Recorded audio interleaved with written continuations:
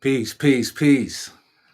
What's going on, Peace, everybody? peace, peace, everybody. Here we are live on YouTube. Me and my son.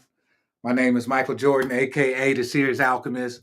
This is They call me LOBRTD, Lord of Bounce, Ricochet the Demon, or Eight Generals. Of either OSIDE. one. You know what I'm Either saying? one. Yeah, take your choice. But yeah, we on here doing this new podcast. It's our first time doing it. This is what you would call episode 1. And you know what I'm saying? We just wanted to get on here and talk a little bit and talk about what's on our mind and share a few topics with y'all Mm-hmm. tonight. And Ski got Let's the see. first topic. So what's the first We topic? got the first topic. The idea that struggle makes you black. I've been seeing it a lot on my social media, Instagram, Snapchat, whatnot. And there's this idea in the younger generation now, especially those that are aspiring to do music. I'm a music artist myself, so I see it a lot. There's this idea in the young generation that you can't become a successful rap artist or a musician in general if you have not had some form of serious struggle which led you to become a part of the streets and to engage in whatever activity that you may do in those streets. If you have not done that, you can't be considered black. And it's concerning because now you have a whole generation of young kids idolizing criminal activity because they want to fit into a black community, which you're born black, you are part of the black community. There's no need for you to go scamming and robbing and doing all this other stuff to seem like that's what makes you black. That's European behavior. That's not melanated God behavior. So I wanted to talk about that because it's becoming a serious issue.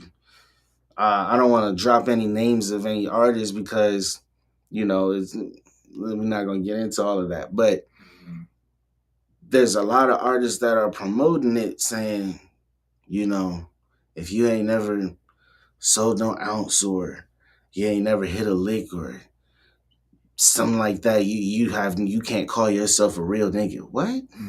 That's craziness. But I'll let you share some of your thoughts on that.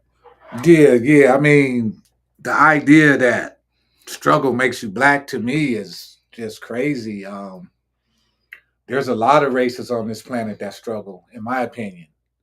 You know what I'm saying? So struggle is universal to the world. Right. Because look over there in the Middle East, Mm-hmm. some of them people can't even eat. Right. So That's they no struggle. struggle. They That's no struggle. struggle. That's struggle. Right. Yeah, they won't even let food in there. Right. That's So struggle. that's struggle. So to say that struggle, the idea that struggle makes you black is nonsense. I think there's a narrative. Somebody pushing a narrative with that one. You know what I mean? So yeah, that's where I feel. You got anything else to elaborate? That could dive into a whole nother topic of what defines struggle. Because you do have a lot of people that see, you know, you need to have your lights cut off. You haven't eaten in days to weeks. They see that as having the black experience growing up. Not having anything gives you the black experience. I feel like that ties completely into European colonization and what they did in terms of taking everything that we had and keeping it that way for so long that we've become comfortable and accustomed to having nothing. So if you have something, you're not living a genuine black experience in America. You're living some uppity high class life if you have all your bills paid, if you can eat every day and stuff like that. And that's not the case. Black people struggle in different ways too. Some people may have everything laid out in front of them, but they're going through psychological or emotional traumas Or mental health issues. And that in itself is another struggle. Yeah, that's another struggle. So but yeah, to add to what you just said, or to play the devil's advocate, Bobby always used to say that we had it all at one time. We had everything. He was pretty much saying we gave this shit up because he would always say, why is it that on the lowest level, we can't get ahead in business. Black people can't get ahead really in nothing. And it's why is that he's saying he was making the point that caterpillar don't try to be a caterpillar again. It's going to be a butterfly. Right. So he was saying we're going through a cocoon stage, right? So that basically a lot of stuff we go through is necessary because it's something. The things that we go through are outer realities when something inner is what you would call putrefying or what happens when alcohol fermenting or something that's fermenting on the inside been getting ready to create something new. Mm-hmm. Because we on the bottom of everything. Mm-hmm. We know about business, everything. We had all that at one point. We gave all that shit up. But are we really at the bottom of everything? That too. Because that's another thing. It's that defeatist mentality almost. Mm-hmm. We become so comfortable with not having what seems to be something. We have this idea that in order to have something, you must have material things. You must have money. You must have wealth and land and all these other things. Mm-hmm. That's what we see success in having something as. Mm-hmm. People don't forget that you have family first before you have anything else. That's right. So it's almost a defeatist mentality because you do have your select few of melanated beings that go out and they get it. They attain all these things. Or do they give it to them? Or is it give it to them for a reason? Like some of them some of them are giving it to them and they're playing the role of a gatekeeper to keep the other brothers and sisters out. That's true. But then what about the ones that didn't go through that process? Yeah, that's true. They went through it the hard way. That's true. Good point. Good point. You can take music, for example. There's a lot of artists that said no to the whole signing record deals. Mm-hmm. They said because they see how the game works and how dirty it is. Mm-hmm. So they just say no to it. And they make it big. Mm-hmm. They still sell out packed arenas and have shows, go on tours. They're still living what they see as success. Mm-hmm. But then what about those that have the opportunities to do it? Like you were saying, we go through things for a certain reason. Mm-hmm. What if we're never going to get out of that stage of going through things because we don't think it's possible to get out of that stage, that defeatist mentality? Once again, I'm homeless, struggling, can't eat. Mm-hmm. Mm-hmm. This is supposed to be bettering me, preparing me for what's coming next. But it always goes back. People like to blame the system that we live under. Mm-hmm. The system will not allow for me to get that. So I kind of went off on a tangent, but it was it was good. It was making sense. You see what I'm saying? Is we have a defeatist mentality. Us as a people have a defeatist mentality. And that's something that we have to break. I feel like a lot of the times that mentality also comes from our upbringing, and not to blame the parents or anything because they had to go through the exact same thing, just in a different way. That defeatist mentality is drilled into every generation of us. And it's been happening since colonization. They take everything. They tell you have to earn it. Then they tell you can't earn it because you don't have a right to it. So we end up in this cycle. When they stole it from us. They stole it from us. So we're stuck having to watch thieves run the show. Run everything. But it was meant to happen that way, though. Because they knew it was going to happen. Because they knew we was going to go to sleep. Yeah. We've been around on this planet for millions of years. Yeah. This planet ain't 6,000 years old like the Bible says. This planet ain't no 6,000 years old. This planet is way rocks older in the backyard. Older than that. Exactly. Yes. This planet ain't no 6,000 years old. But that's another thing that they try to, I feel like that's a play on time. That's a whole nother topic. Yeah. The illusion of time and making people fear time. Topic. Yeah. I feel like people, the one thing they want more of in this world is time. At the end of the day, it's always going to be time because that's the one thing we run out of. That's it. That's right. And you can't never have enough of it. You can't have enough of it. You can't never have enough of it. Time was a huge. You got to fear that you're going to die. Did you ever see the movie? They had a time run out. So much time on them. And you had to keep buying more time and stuff like that. Yeah, that was a good movie. Yeah. Do you remember the name of that? I do not. I don't either. I would like to mention that so the audience could go check it out. I'm see if I can find it real quick. Yeah, you need to find. Let me. Welcome. We got one person in there. Check us out. Welcome, welcome, Welcome, welcome, welcome, welcome. welcome. Appreciate you tuning in. This is our first podcast we doing. You know what I'm saying? Starting a new podcast, me and my son, father-son podcast. So we appreciate you tuning in. But yeah, we was talking about, what was we talking about, Ski? We were talking about the defeatist mentality, the fact that people are starting to think that if you don't struggle throughout your youth or throughout your life, you can't claim blackness. You know, and honestly, I feel like that's something new that I've been seeing. This whole "you're not black if you don't struggle." It's just like, which makes me wonder, where is this coming from? Yeah, it sounds like a narrative that somebody's trying to create. That's what it sounds like to me, because the powers that were, they always trying to create a narrative. You know what I'm saying? They always trying to create a narrative because they know their time is up. All their shit is crumbling. In Time. I think that's the movie we're talking about. Yeah, In Time is the name of the movie. When people stop aging at 25 and must buy more time to live. In Time. Yep, that's the name of the movie. Yeah. Who was that? Justin Timberlake? I think it was Justin Timberlake in that movie. Yeah. Let's see. We could probably move on to the next topic. Yeah. If any of you guys have any thoughts on the topics we're discussing, feel free to leave a comment. Yep. If you guys have any questions about what we're talking about, leave it in the comment section. Yep. We'll try our best to read them and get to them in the next upcoming videos. But let's move on to the next one. There's another one that I've been seeing on my social media, and it's a tricky one. Can lighter melanated beings say nigga? I'm not talking about white people. They cannot. We're not even going to go there. They can't. No. We're talking people of Spanish descent, Latino descent. Maybe Asian descent. Right. So non-whites, people who've got a little bit of melanin in their body, enough melanin to show, can they say nigga? Me personally, I'll start it off. I feel like they should be able to, because I'm now not only just looking from a melanated perspective, I'm looking at your history too now, your people's history.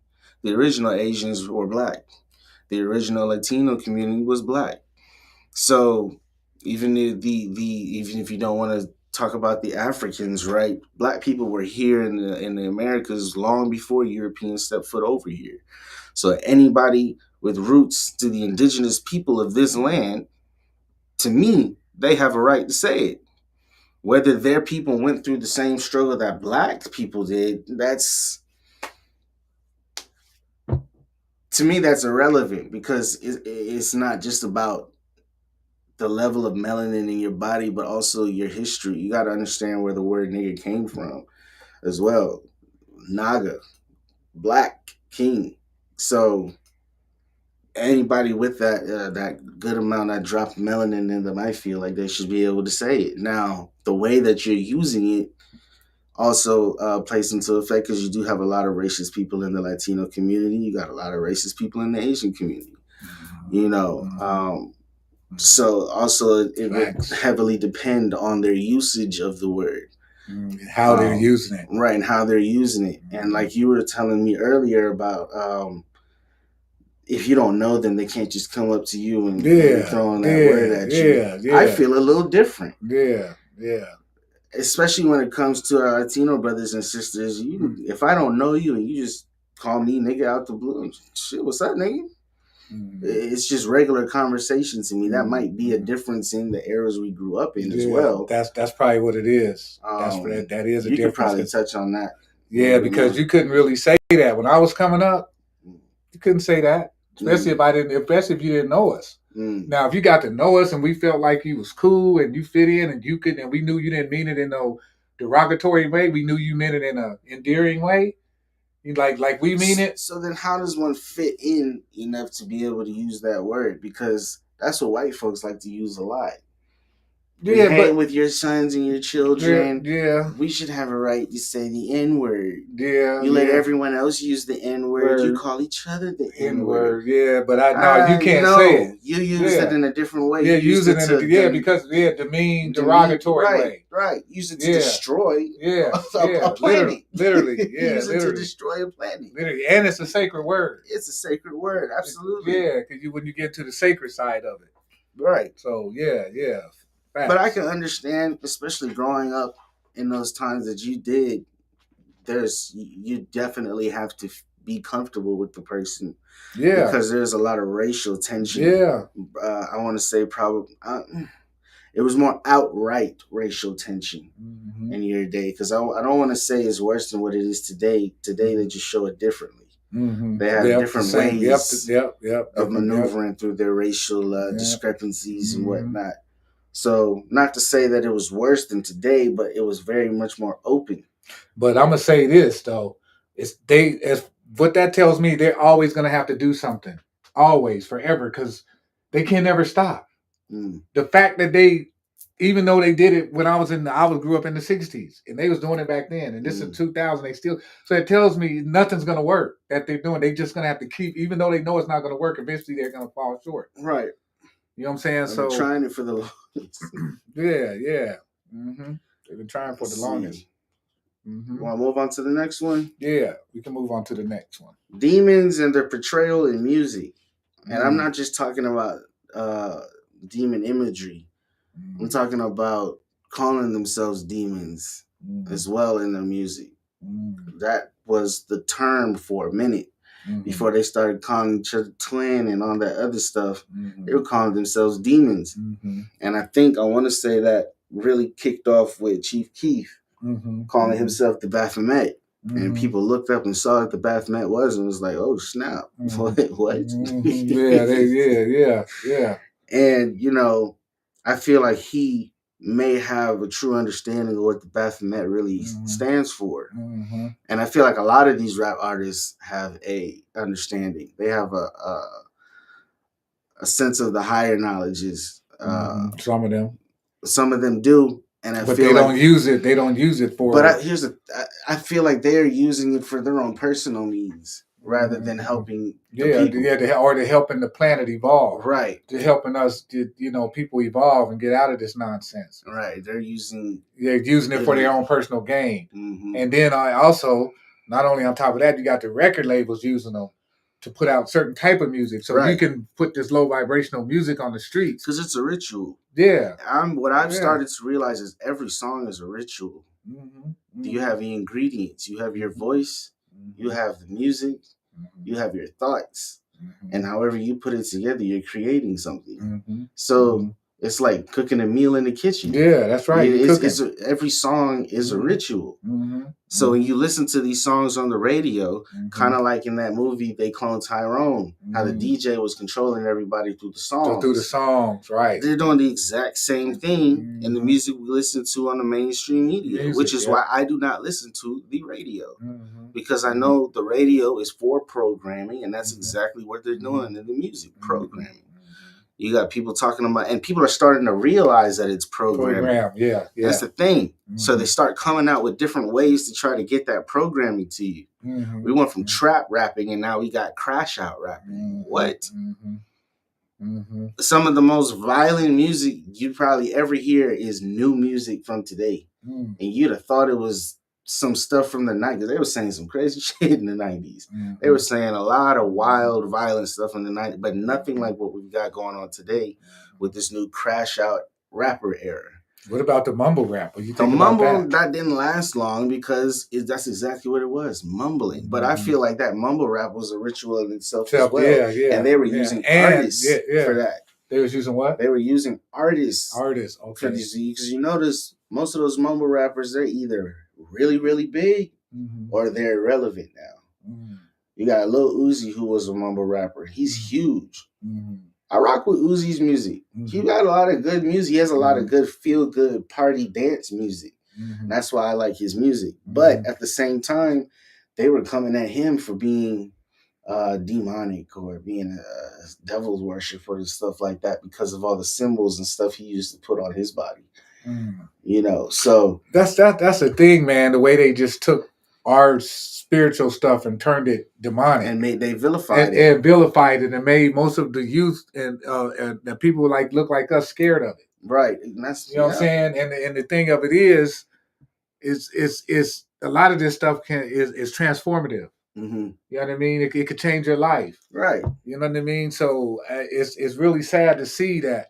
And to me, even the word myth, to most of us, myth means something that's not true. Right. But in the ancient world, myth was meant mutu, word of truth. Right? It was a sacred science. So it puts us at a psychological disadvantage, thinking of myths as something that's not true. Right. When it's a high science. Right. You see what I'm saying? So that's what the European does. He takes our high sciences and then he gives them back to us as if it's nothing, it's voodoo. But in his temples and lodges, he's over there studying it. Yeah, he got all kind of, man. They you know how many scrolls they got we ain't never seen, bro. In the Vatican, you know how much shit they got on ours that we ain't never ever seen. They done took and hid, and they so scared of us seeing it because they know if we see it, we got the inner workings to activate it. And they put it in not just the movies, but they put it in these music videos as well. There's a music video with what's her name? She did a few songs with Rihanna. It's what is her name? Doja Cat. She did a music video. Everybody was slamming her that it was demonic. She was dressed like a demon crawling up on the roof and all that stuff. But I feel like there was a deeper meaning. I ain't paid too much attention, but I gotta watch that again because I feel like that video had deeper meaning to it. Because they do put a lot of these artists put out a lot of deep videos if you pay attention to them. Yeah. But once again, media vilifies it. They vilify it, make it seem like it's because some of them rappers or entertainers are being used by the powers that were to do rituals as well, to lead little children off the path. So you got to be aware of that because they putting little symbols, satanic type stuff, right? You know what I'm saying? And trying to lead the little children off. So you got to be aware of them that are being used by these record labels and which are owned by corporations. I think what people also have to understand is the difference between Satan, Lucifer, and the devil as well. Yeah, exactly. There's a difference. There's a big difference between all of that. Yeah. So what you're calling satanic, it's not even satanic. It's of a completely different thought form. But that's a topic we definitely got to cover. It. That's a whole nother video topic. Right there. Yeah, like we're saying, this is just the first video. We're just out here spitballing and getting it started. But that's definitely a topic we've got to cover. The differences between Lucifer, Satan, and the devil. Because those Annabelle movies, they love bringing up the devil. They love it. They love it. They love bringing up the devil. And they love using Baphomet. They throw him in just about every movie. You're going to see him for a second. Because they're trying to vilify him. But then you got a lot of these artists that are using Baphomet. It's right. And worshiping Baphomet. Right. And then you can go on stage, you can see a lot of stuff they're doing in their symbology that they messing with Baphomet. Yep. So, and Baphomet is making some of them careers just boom. And I ain't really want to say no names at this point because, you know, I got family doing certain things, so I don't want to say no names. Me personally, I've got the Baphomet right next to the bed. I got it right there. Whenever it's on camera. Whenever I know I've got some music that I'm gonna put out or a project I'm gonna put out, I have a good long conversation with the Baphomet. I pour me up a shot, drink my shot, go record my music, and the dreams I'll have that night. Stellar, spectacular. You know, so I know it works.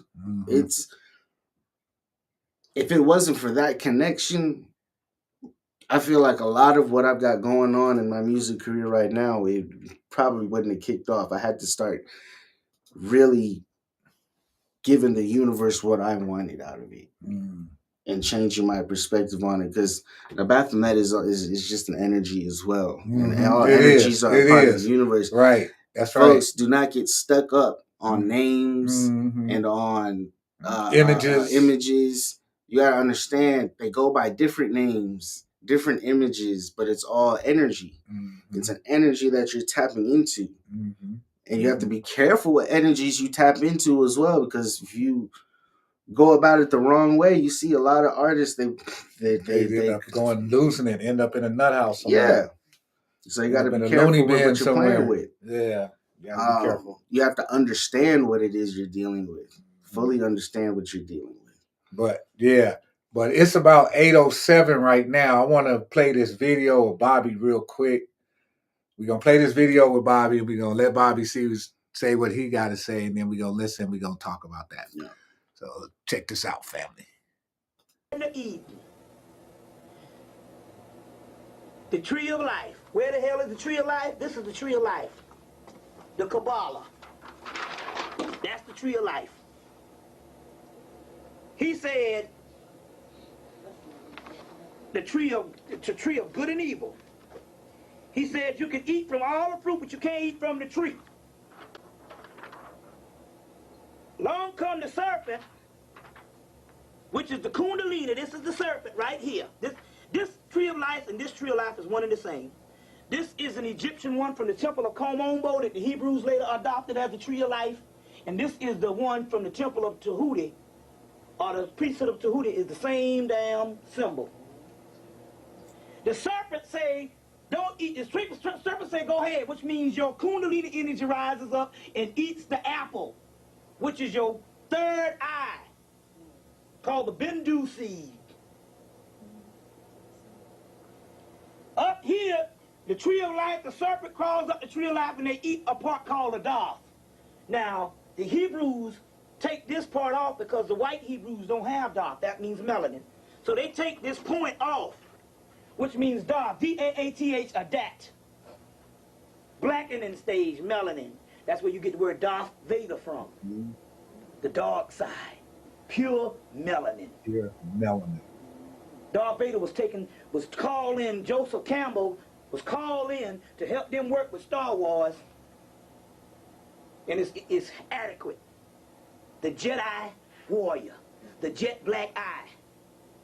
Melanin. The Jedi warrior. The Djed pillar. You know what the Djed pillar is in Kemet? It's the backbone of Osiris. What's the backbone of Osiris? Bam! Backbone of Osiris. The Jedi warrior. The Jedi what? The black eye, the eye of Heru.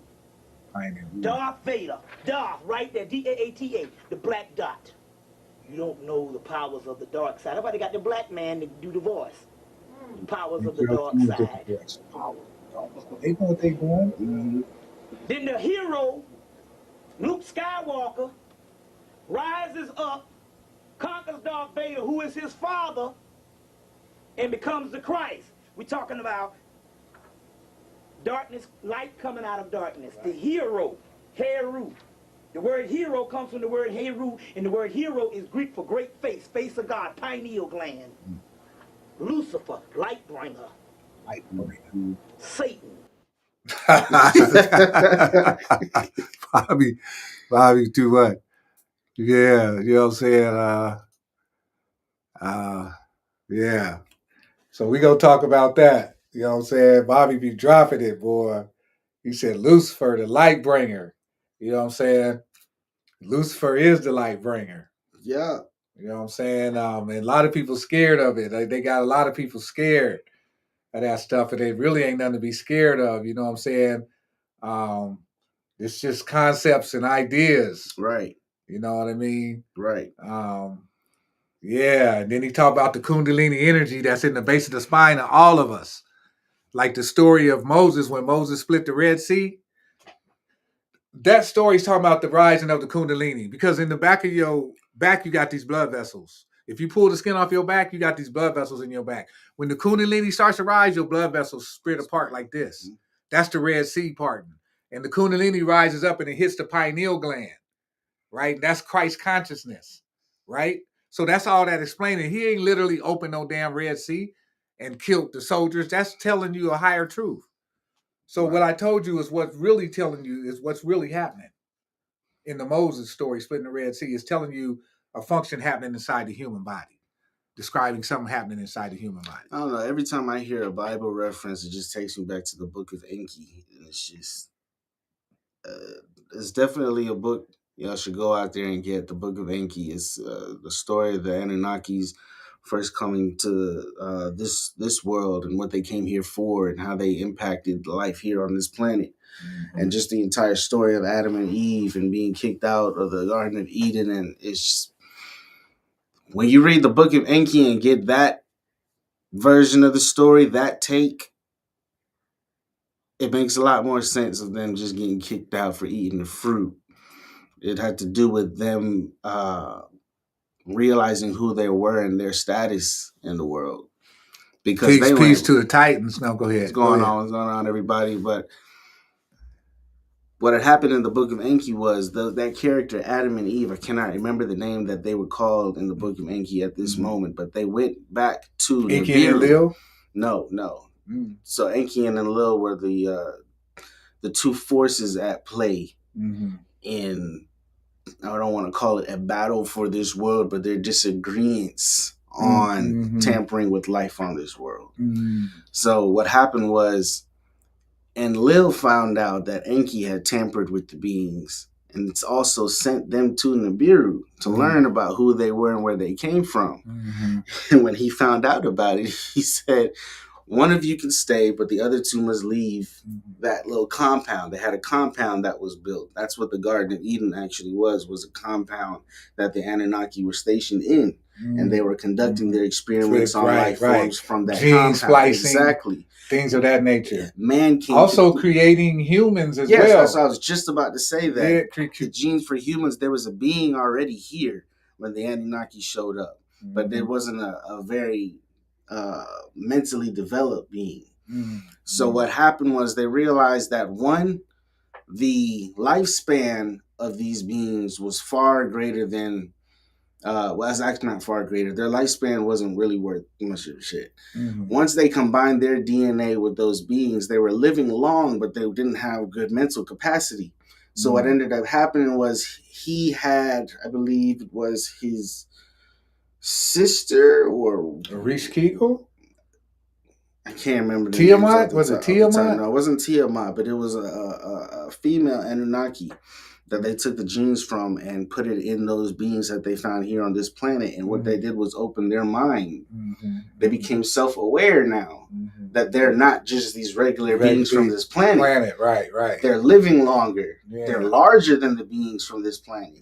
And they were being born of the beings here, they are genetically altered. They were starting to find all these different things out. Enki was not messing with it at all. They were supposed to simply be workers, you know what I'm saying? Mine this gold so we could repair our atmosphere, come back home. They were becoming self-aware, kind of like how God did not want Adam and Eve to know who they were. By their DNA being mixed with the Anunnakis, that was an instant that was an upgrade. Opening. That was an upgrade. Right. And when Enlil sent them over to Nibiru to learn further, Enki was like, we're not doing that. We're not doing any of that. They're supposed to be mining gold, not becoming like us. Right. You know, and there was a whole debate on if that was a mistake or not between Enki and Enlil. They had a whole debate about it, which was a really good conversation because it was diving into what's destiny and what is fate. And that's another thing that's covered in the Star Wars is destiny and fate. Was it meant to be? Was it fate that this person ended up passing, or was it their destiny to die? You know, and that's a major topic covered in the Book of Enki. What is fate and what is destiny? What is destiny? And at the end of it, Enlil simply said, we just must let be. We just have to let things happen. Because the moment we start messing with a race's destiny, we're now changing their fate. Everything is thrown off. You know, and I feel like that's a lesson that is just being repeated on this planet to this day. The lesson of stop messing with stuff you have no business messing with. And even like when you was talking, the movie Back to the Future was going through my mind. You was talking because even when you go back into the past, if you offset one thing, you offset the present, the future by a whole different your future would be very different. Right, the butterfly effect. Yeah. If you just offset one little thing in the past, say you go back to the past, Mm-hmm. like in the movie Back to the Future. Mm-hmm. You know what I'm saying? And then, but see, the thing about that is they try now to narrow it down to you have to have direct contact with a relative of yourself or yourself in that past in order to drastically change the future. Mm-hmm. But then you have the butterfly effect. If a butterfly flies this way, or I forget how it goes, it does one little thing, it causes a tsunami way over here. Over here, it causes waves. They try to muddy it up in terms of time travel, but that's what I'm saying. Time is an illusion in the first place, because I feel like we're all in a consistent flow of time, but I feel like there are different realities to this quote unquote world we're living in, right? So you may not be going back in time, right? You may be jumping into an entirely different version of this world itself. A whole different time, whole different dimension, maybe a whole nother dimension. Because remember that movie Jumpers? Yeah. When that dude was jumping, teleporting all over the place. Teleporting, and I was like, "What is that?" Because a lot of times they be showing us on these movies things that are possible, and the only thing that keeps us from doing them because we don't believe it's possible. Right. But imagine if we started believing these things are possible. That would take. I feel like that would, for some people, they may be able to attain it in their lifetime, but I feel like, for example, let's take flight, right? Believing you can fly. There are some people that truly believe they can fly until they jump off that building and realize that, I learned about gravity and stuff like that. So what if you take those kind of lessons away from a baby? You don't teach them about gravity.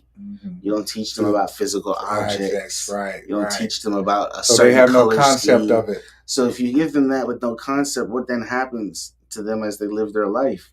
What can they achieve because they don't have those mental constraints, mental construct, right? And like Bobby used to say the environment's changing, and when he said, "What happens if the environment change where their guns and their bombs don't work no more?" Right? What are they gonna do when they ain't got no bombs, guns, and no bombs? You gotta go back to sticks. The environment is changing. You know what I'm saying? So what they gonna do when that happens? That's crazy. Yeah. That's crazy. But this is episode 1, y'all, of our episode 1 of many podcasts to come. This is a father-son podcast. Again, my name is Michael Jordan, SIRIUS Alchemist, and this is my son, and he's gonna tell you who he is. You know what I'm saying? 8 Generals, LOBRTD, Lord of Bounce, Ricochet the Demon, head of OSC. I've got some music coming out pretty soon, working on a project with the rest of the OEC members. OSC stands for Other Side Energy, hence introduction to the series, Other Side. Got some shows coming up. If you're in Georgia, feel free to pop out to McDonough. I could put the address and stuff like that in the description. We have shows Fridays through Sundays. You could always follow me on Instagram at 8 Generals OO. You can put that in the description as well too. Yep. We'll put all that in there. If you want more details and stuff like that. And tell some more people about us. Like, share, subscribe. You know what I'm saying? Tell some more people. We coming on every Monday. 7:30. We're going to say 7:30 p.m. Eastern time. Full effect. You know what I'm saying? In Atlanta. You know what I'm saying? So we coming on every Monday. You know what I'm saying? So tell your friends and family about us.